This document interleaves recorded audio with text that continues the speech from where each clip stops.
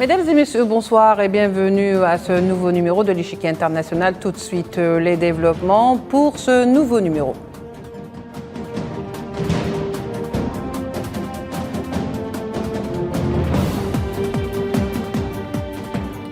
Nous nous intéresserons ce soir à l'Échiquier International, à la visite du président Abdelmadjid Tebboune à Tizi Ouzou, où il a eu l'occasion de s'enquérir des différents projets lancés et réalisés dans cette région. Le président algérien a également procédé aujourd'hui à l'inauguration de plusieurs projets, en l'occurrence celle de la grande réalisation plutôt du stade baptisé Hossein Ait Ahmed. Le président a eu droit à un accueil chaleureux de la part de la population à Tizi Ouzou, qui lui a offert un véritable bain de foule. Retour sur une visite et des perspectives de développement des projets lancés par le président lors de son arrivée et son élection à la tête du pays.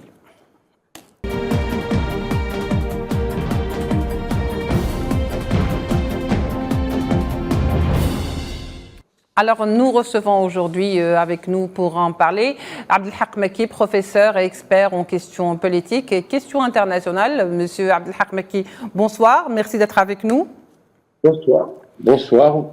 Alors, merci de l'invitation. Merci à vous. Le président Abdelmadjid Tebboune à Tizi Ouzou, le constat est là, une visite qui en dit long sur l'état de réalisation des projets. Faut-il en déduire, Abdelhak Mekki, que finalement les projets de développement entamés dans plusieurs régions du pays, la dernière fois, la précédente visite, c'était celle de Khanchla et aujourd'hui celle de Tizi Ouzou, sont bien lancés?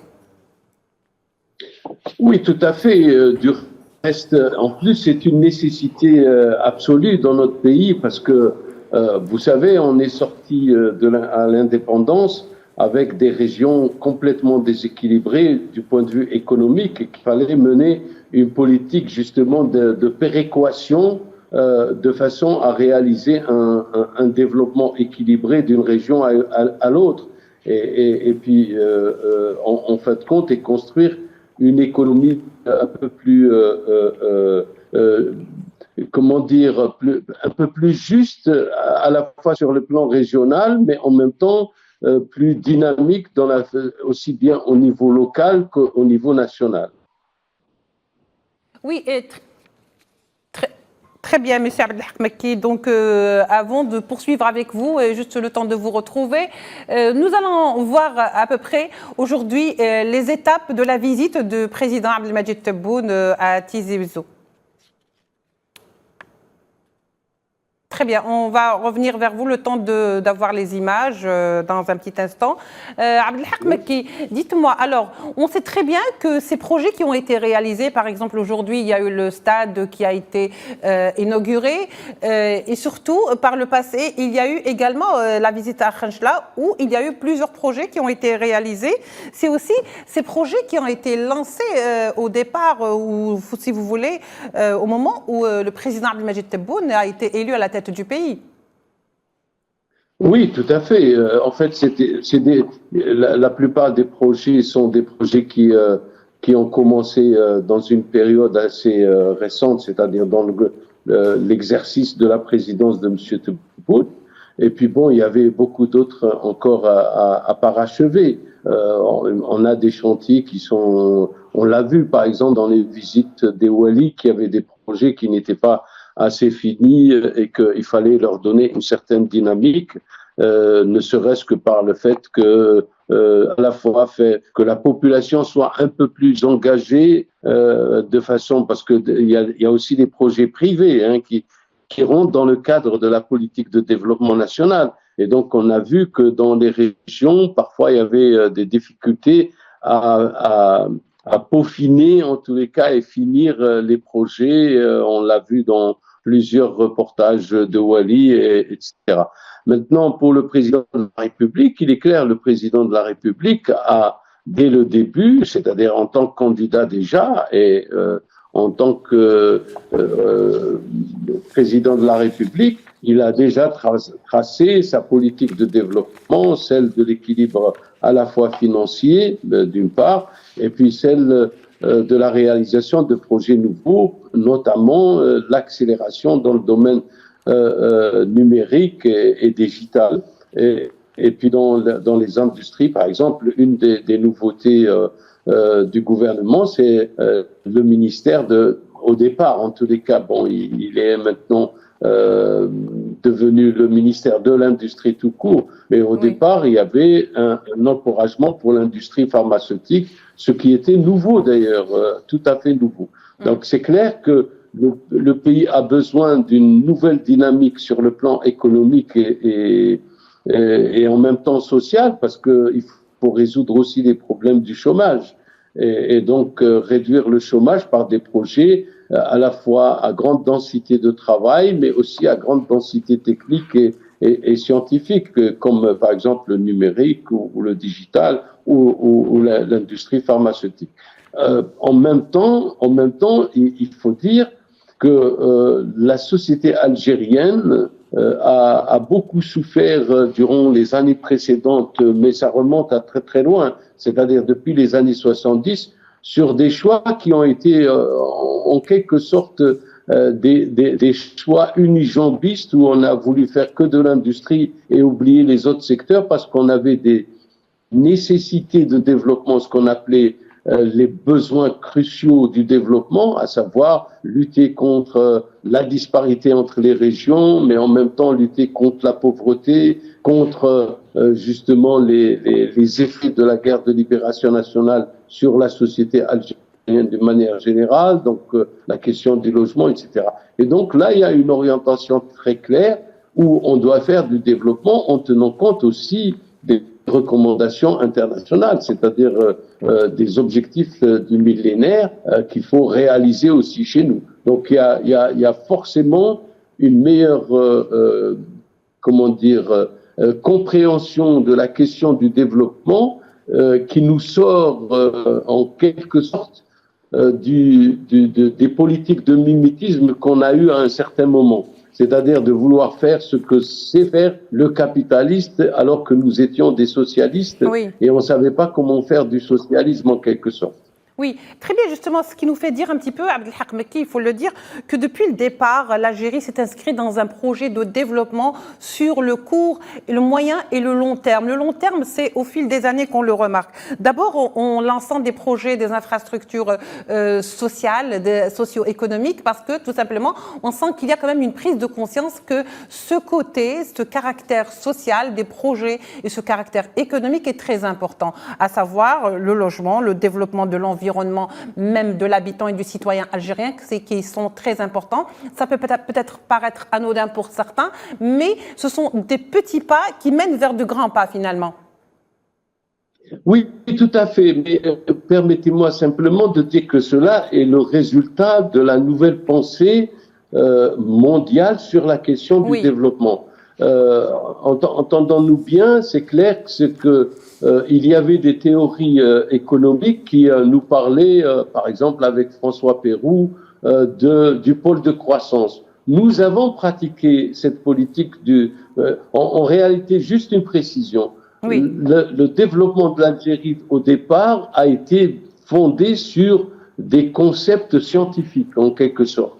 Il a introduit la science. Il y avait une théorie à l'époque, dans les années 60, celle des pôles de croissance. La France avait commencé à réagir de cette façon-là par justement la découverte du pétrole et la possibilité de développer la région d'Arzeux. Et donc nous avons continué dans la lancée parce que à la fois cette théorie était une théorie d'un homme de gauche qui est François Pérou, qui a fait la théorie des pôles de croissance en disant si on crée un pôle de croissance, on va créer tout autour des développements, si l'on veut, secondaires, c'est-à-dire des petits emplois, des petites entreprises, des petites PME, etc. Et ça serait un effet entraînant pour réaliser une économie équilibrée. Malheureusement, bon, le néocolonialisme était quand même assez fort encore à l'époque. Aujourd'hui, il a des problèmes avec son propre populisme en quelque sorte. Oui. Mais on n'arrivait pas à s'en sortir et donc on a été obligé de faire certaines choses qui nous ont été imposées. Par exemple, la maîtrise de la technologie, nous l'avions pas. Les cadres suffisants, nous les avions pas. Aujourd'hui, heureusement, tout cela, le monde a changé et justement, le monde est mené dans une même barque. C'est-à-dire que si l'on tient compte, par exemple, des objectifs du millénaire, évidemment, ça concerne tous les États du monde. Ils doivent travailler dans la même direction de façon à, en quelque sorte, orienter l'économie vers l'économie verte, c'est-à-dire qui respecte l'environnement, qui respecte, donc on peut plus faire des industries polluantes, on doit rechercher constamment, etc. On doit développer la recherche scientifique, les capacités d'innovation, donc les domaines porteurs comme par exemple le numérique et le digital actuellement, et même la robotique en quelque sorte. Oui. Et donc on est obligé non pas de faire du mimétisme, mais de développer des choses qui recherchent aussi le bien-être social à l'intérieur de chaque pays. C'est-à-dire qu'aujourd'hui, et on le voit d'ailleurs par le nombre de pays qui, depuis 62, sont devenus ce qu'on a appelé à l'époque les nouveaux pays industrialisés dans les pays asiatiques. On le voit aujourd'hui avec des pays africains comme le Rwanda, l'Éthiopie, comme l'Algérie également. Donc, il est clair qu'on a une orientation tout à fait différente où l'Occident, tenu par ses propres problèmes du mal-développement, parce qu'il faut le reconnaître, l'Occident a fait du mal-développement et l'un des indices du mal-développement, c'est l'augmentation sans cesse des inégalités, mais en plus, l'apparition d'une pauvreté endémique dans les pays développés, ce que Michel Rocard avait appelé le quart-monde, c'est-à-dire le monde des pauvres à l'intérieur des pays occidentaux. Et qu'aujourd'hui, on voit qu'il y a une sorte de vision générale pour, de la façon la plus évidente, c'est-à-dire que chez nous, on doit faire attention au mal-développement, c'est-à-dire aux projets qui vont nous créer plus de problèmes. On peut plus, par exemple, dire on va importer ou construire une voiture avec du mazout aujourd'hui. C'est impossible. Donc, on doit aussi s'orienter vers l'électrique ou vers les énergies nouvelles, etc. Voilà. Très bien, mais ça, c'est une nécessité absolue. Oui, alors justement, parlons de nécessité absolue. Je crois qu'il y a quand même...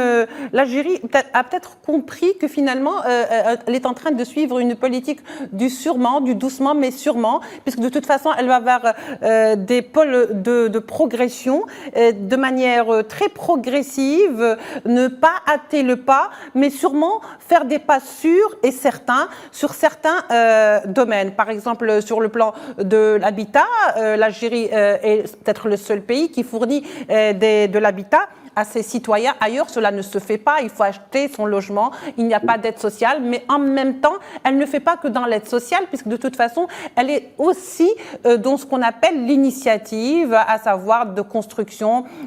Il y a également, comme vous le dites, les nouvelles technologies. L'Algérie s'est lancée dans les nouvelles technologies comme la robotique. Et on a beaucoup d'Algériens qui sont à l'étranger et qui sont donc spécialisés dans la matière.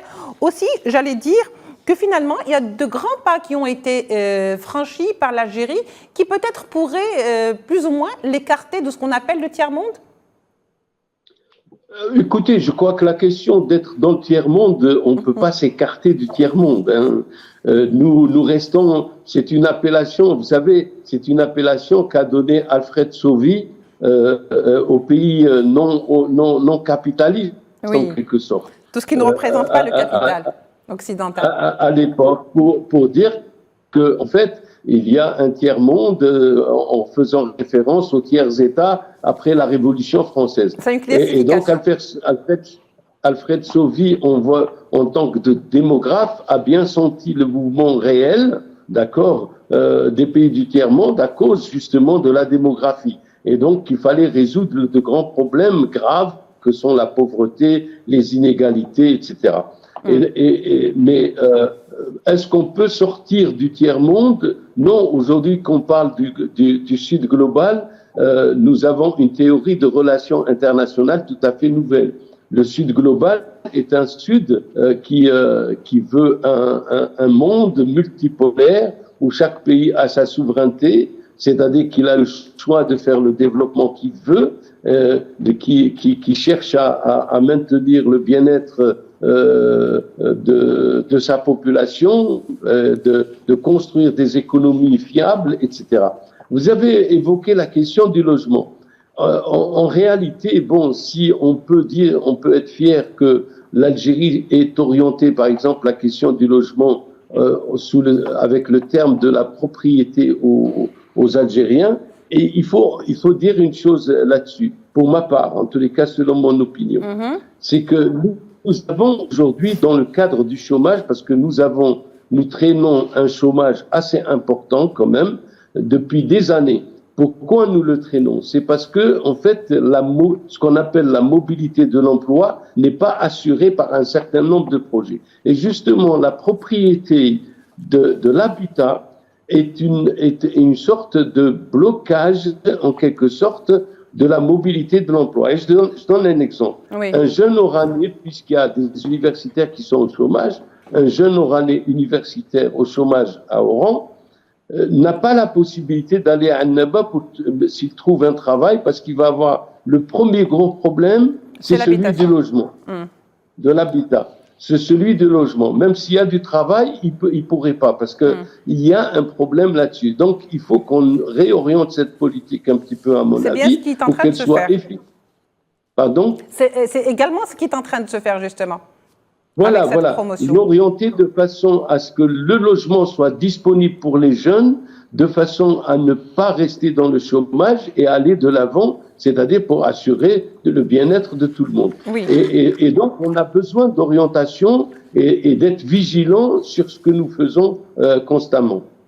Eh bien justement, Monsieur Abdelhak Mekki, l'Algérie, finalement, on a vu depuis l'arrivée de Tebboune donc à la tête du pays, qu'il y a de plus en plus d'ouverture vers le monde étranger, dans le sens de partenariat, de coopération, des projets qui se font, par exemple avec le projet italien, avec le projet Mattei. Donc vous voyez, et il y a également sur le plan interne un grand foisonnement sur ce côté-là de développement, de réalisation de projets, d'infrastructures.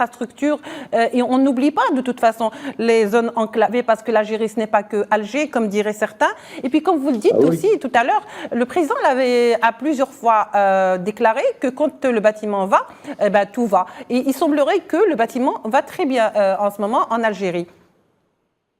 Oui, tout à fait. Il va très bien, mais comment dire, il y a un effet qui est produit dans le bâtiment, c'est la cherté, en fait, de l'habitat d'une manière générale et du bâtiment en particulier, et surtout de... Donc peut-être l'utilité de ce logement promotionnel qu'offre justement l'État algérien, peut-être, non? Oui, mais il faut, à mon avis, avoir une politique de lutte contre justement la spéculation foncière d'une part, et contre les logements inoccupés, par exemple. Pourquoi? Parce qu'il y a un prix qui sanctionne la jeunesse. Et le problème, c'est que la force vive d'un pays, c'est la jeunesse, parce que c'est elle qui va innover, c'est elle qui va créer les nouveaux projets, c'est elle qui va créer les petites et moyennes entreprises.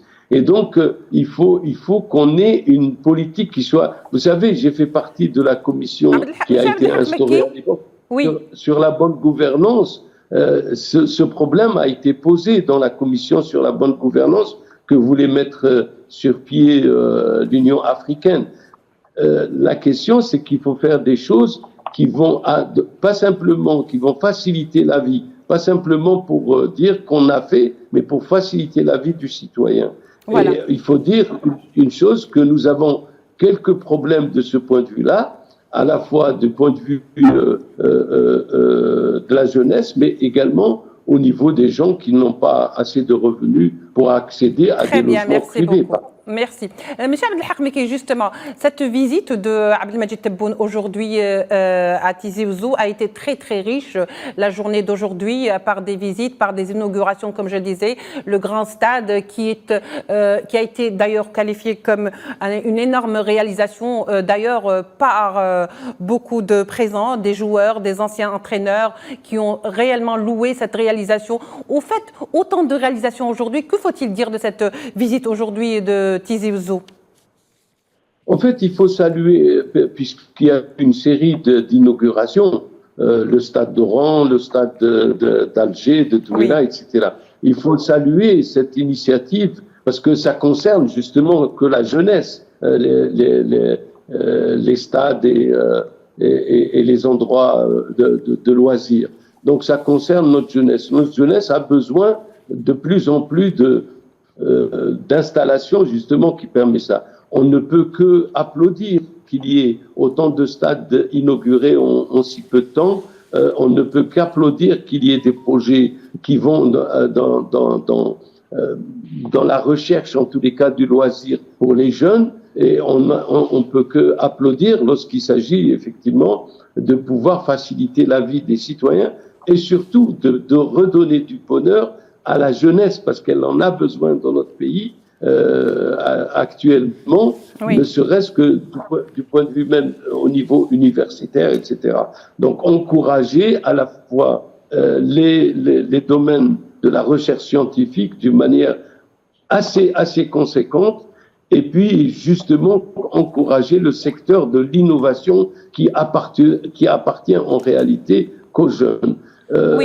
Il n'appartient pas aux gens de mon âge. Tizi Ouzou, finalement, M. Abdelhak Mekki, Tizi Ouzou est une étape parmi tant d'autres qui ont précédé. Tizi Ouzou est également une région algérienne comme toutes les autres et a besoin de développement. Et on a vu que l'intérêt qui est porté aussi bien à la visite qui a été faite à Khanchla que celle qui a été faite également à Tizi Ouzou et qui sera peut-être une étape parmi tant d'autres qui vont venir. Vous ne pensez pas, monsieur Abdelhak Mekki?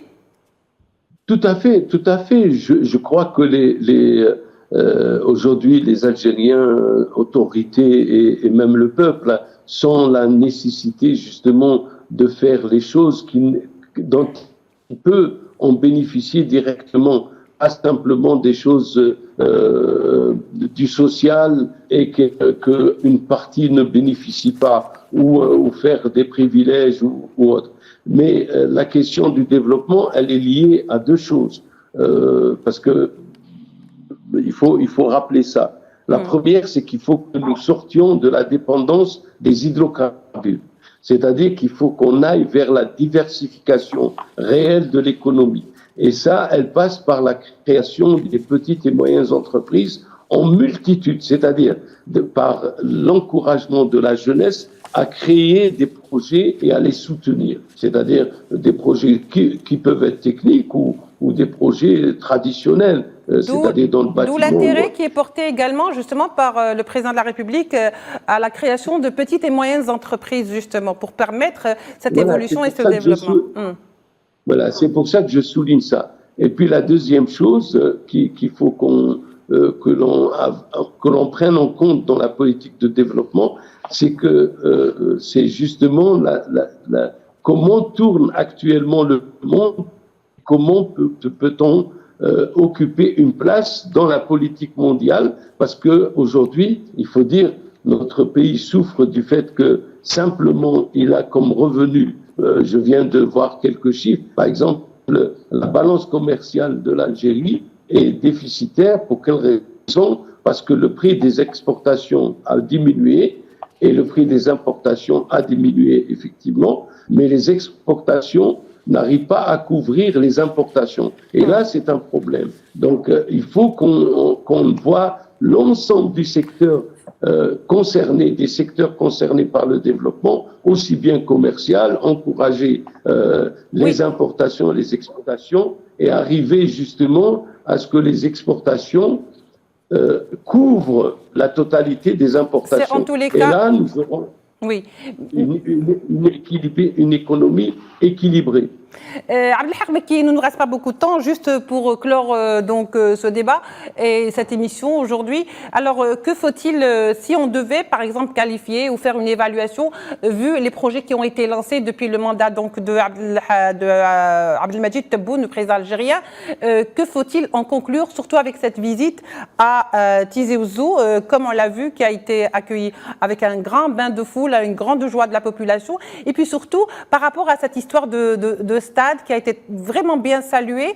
Et d'ailleurs, certains vont dire que finalement, nous avons les capacités également. L'Algérie a les capacités d'accueillir des Coupes d'Afrique ou autres, vu qu'elle a toutes les infrastructures. En 2 mots, monsieur Abdelhak Mekki. Merci. Ça serait, écoutez, je crois que je l'ai dit une fois dans une interview, ça serait un bonheur absolu que l'Algérie organise la Coupe du Monde. Parce qu'en fait, notre jeunesse a besoin de projets comme ça.